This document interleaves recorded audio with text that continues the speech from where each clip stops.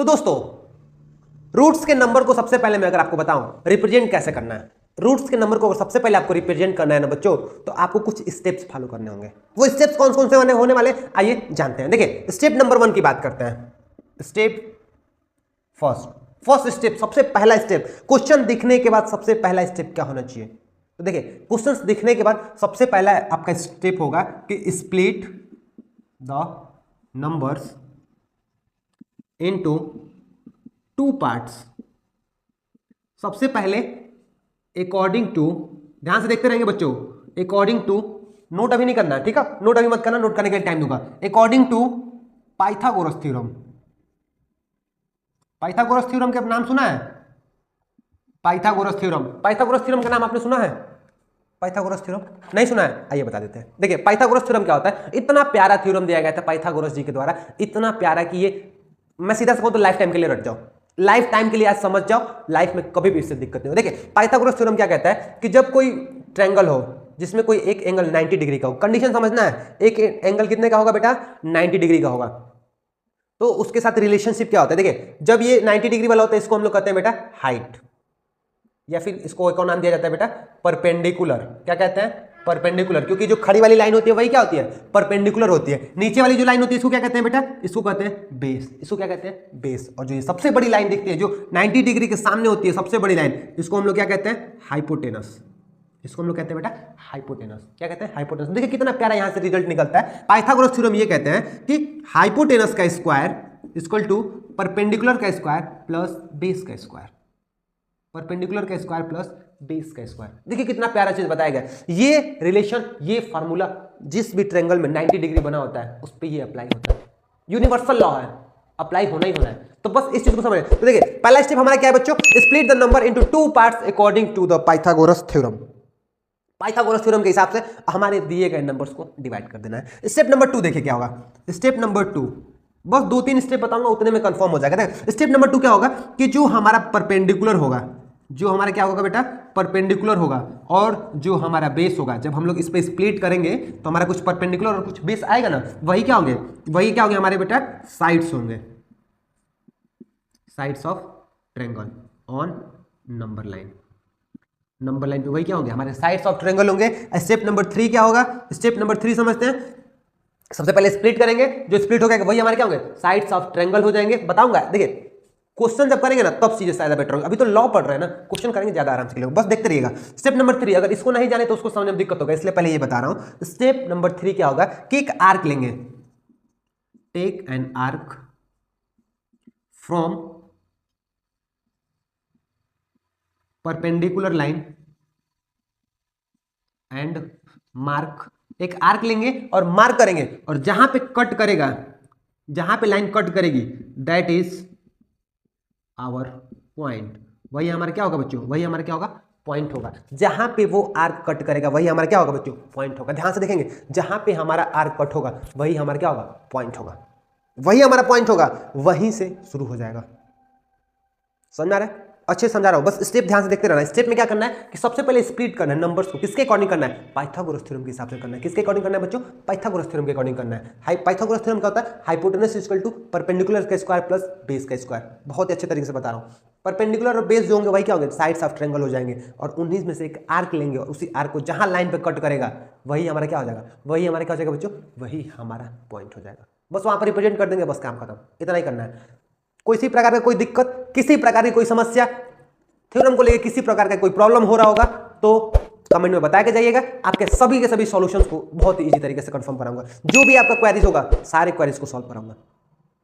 तो बच्चों बारी आती है अब नोट करने की। एक बार इसको नोट कर लीजिए, फिर हम लोग कुछ इस पे क्वेश्चंस करेंगे। क्वेश्चन ज्यादा आसानी हो देते हैं, एग्जांपल्स ज्यादा इजी, हमें अच्छे तरीके से समझा सकते हैं कि कैसे हमें एग्जाम में रिप्रेजेंट करना है। क्योंकि पूरा का पूरा खेल एग्जाम का, आपको बताऊं, पूरा का पूरा एग्जाम का खेल किसका होता है? पूरा का पूरा खेल रिप्रेजेंटेशन का है। कि आप कितने अच्छे तरीके से अपनी कॉपी को लिख कर आते हैं। आप कितना जानते हैं मैटर नहीं करता, आप कितना अच्छा लिख के आते हैं वो मैटर करता है, और मार्क्स वहीं से मिलता है। तो बिना किसी तरीके इसको एक बार नोट करें, फिर क्वेश्चन को करते हैं। नोट करें बच्चों, इसको नोट करें या स्क्रीनशॉट ले ले बाद में नोट करने के लिए। नोट करिए या स्क्रीनशॉट ले लीजिए, फिर हम लोग आगे चलते हैं।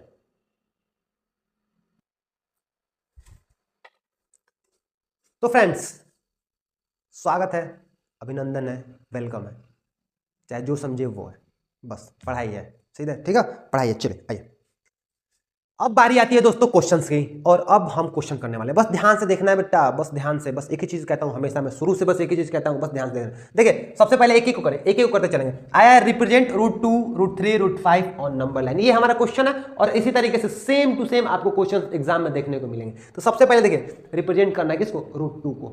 आइए करते हैं। सबसे पहले किस पे करना है बेटा, नंबर लाइन पे। नंबर लाइन एक ड्रॉ कर लेते हैं। आपको पता ही होगा नंबर लाइन कैसा होता है, नंबर लाइन के बीच में एक होता है 0, 1, 2, इधर हो गया मान लेते हैं 3, इधर हो गया -1, -2। नंबर लाइन हमारा बन के रेडी है। अब इस पे हमें रिप्रेजेंट करना है किसको, √2 को करना है। किसको करना है बेटा, √2 को। आइए स्टेप वाइज चलते हैं। स्टेप 1 क्या कहता है, स्टेप वाइज काम करेंगे। स्टेप 1 क्या कहता है कि सबसे पहले हमें स्प्लिट करना है किसको, नंबर को, अकॉर्डिंग टू किसके, पाइथागोरस थ्योरम। किसके अकॉर्डिंग, पाइथागोरस थ्योरम के अकॉर्डिंग। पाइथागोरस थ्योरम के अकॉर्डिंग नंबर को क्या करना है बेटा, स्प्लिट करना। चलिए पाइथागोरस थ्योरम क्या होगा, हाइपोटेनस का स्क्वायर इक्वल टू बेटा परपेंडिकुलर स्क्वायर प्लस बेस का स्क्वायर होता है सर, होता है। चलिए √2 को रिप्रेजेंट करना है ना, √2 को रिप्रेजेंट करना है, कैसे करें, √2 आए, यही है। चलिए देखिए अगर हम इसको ऐसे कर दें 1 का स्क्वायर प्लस 1 का स्क्वायर, तो क्या ये √2 का स्क्वायर आएगा, देखिए तो करके। रूट में कितना हो जाएगा, 1 + 1 कितना आएगा, √2 आएगा कि नहीं आएगा, आएगा कि नहीं आएगा, बस इतना बता देना, आएगा कि नहीं आएगा। √2 को मैंने क्या कर दिया, √1 और 1 में तोड़ दिया, 1 और 1 में तोड़ा है। बस देखते हैं ना किस तरीके से कर रहा हूँ, बेसिक सा कॉन्सेप्ट है, थोड़ा सा ट्रिकी है, बस थोड़ा सा ट्रिकी है, बस उस चीज़ को समझना कि हो कैसे रहा है, पूरा खेल समझ में आ जाएगा। देखिए √2 को मैंने तोड़ा 1 और 1 में, 1 का स्क्वायर करेंगे बेटा 1, 1 का स्क्वायर करेंगे 1, कितना है 2, रूट में 2 हो गया ना, होगा कि नहीं हुआ। अभी देखिए यहाँ से देखिए परपेंडिकुलर हमारा कितना आया, परपेंडिकुलर हमारा कितना आ रहा है बेटा, 1 हमने लिया 1, बेस कितना लिया, बेस भी हमने कितना लिया 1 लिया। देखिए बेस की जगह पे भी कितना है 1, परपेंडिकुलर 1 और बेस 1। अगर हम परपेंडिकुलर और बेस 1 लेते हैं तो हमारा हाइपोटेनस कितना आ रहा है, हाइपोटेनस कितना आ रहा है बेटा, √2 आ रहा है। अब आइए रिप्रेजेंट करते हैं। देखिए 0 से शुरू होता है रिप्रेजेंटेशन, होता है कि नहीं होता। चलिए 0 से 1 हमने लिया, बेस ले लिया, कितना लिया बेटा 1 लिया, हमने देखा बेस, परपेंडिकुलर भी कितना लिया 1 ले, मान लेते हैं यहाँ पे हो गया कट, ये 1 यूनिट हो गया। तो इसका जो हाइपोटेनस होगा यही ना होगा, हाइपोटेनस, ये हाइपोटेनस यहाँ 90 डिग्री बनेगा, हाइपोटेनस कितना आ रहा है, √2 आ रहा है। आ रहा है कि नहीं आ रहा है, आ रहा है सर। बेस हमने 1 लिया, परपेंडिकुलर हमने 1 लिया, थोड़ा सा दिमाग की जरूरत बस पड़ेगी स्प्लिट करने में, थोड़ा सा ब्रेन लगाएंगे, थोड़ा सा ये जो भगवान ने दिया इसको लगाएंगे, इसको थोड़ा खपाओ, थोड़ा लगाओ। क्लास 8 में थे इजी तरीके से, क्लास 9 में थोड़ा सा लगाना है बस। तो बेस को हमने कितना लिया बेटा 1, परपेंडिकुलर कितना लिया 1, हाइपोटेनस कितना निकला √2, तो क्या हो गया, नहीं, थोड़ा सा और काम है। देखिए अब क्या करेंगे, कंपास की जरूरत पड़ेगी।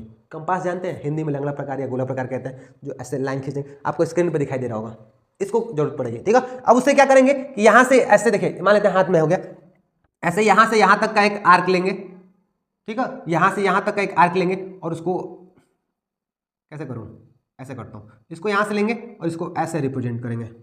ऐसे कट करेगा कि नहीं, कहीं ना कहीं कट करेगा। ये देखिए थोड़ा डार्क कर देता हूँ, ये ऐसे इस तरीके से आगे कहीं ना कहीं कट करेगा कि नहीं करेगा, ये कट करेगा सर। जहाँ पे कट करेगा ना वही हमारा क्या हो जाएगा, √2 हो जाएगा, वही हमारा क्या हो जाएगा, √2 हो जाएगा।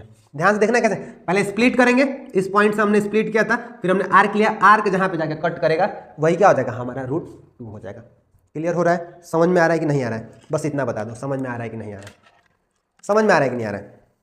ध्यान से देखो, ध्यान से सबसे पहले क्या करना है, नंबर को ब्रेक करना है पाइथागोरस थ्योरम के अकॉर्डिंग। ध्यान से देखते हैं ना, पाइथागोरस थ्योरम के अकॉर्डिंग ब्रेक करेंगे। हमने यहाँ से क्या किया, सॉल्व करके देखा कि सर सेटिस्फाई कर रहा है। अगर परपेंडिकुलर और बेस 1 लिया जाए तो हमारा √2 मिल रहा है, 1 लिया, परपेंडिकुलर बेस भी, सॉरी परपेंडिकुलर 1 लिया, बेस भी 1 लिया, हाइपोटेनस कितना हो गया बेटा, √2 हो गया। जहाँ पे आर्क लेके कट किया वही हमारा क्या होगा, √2 हो गया।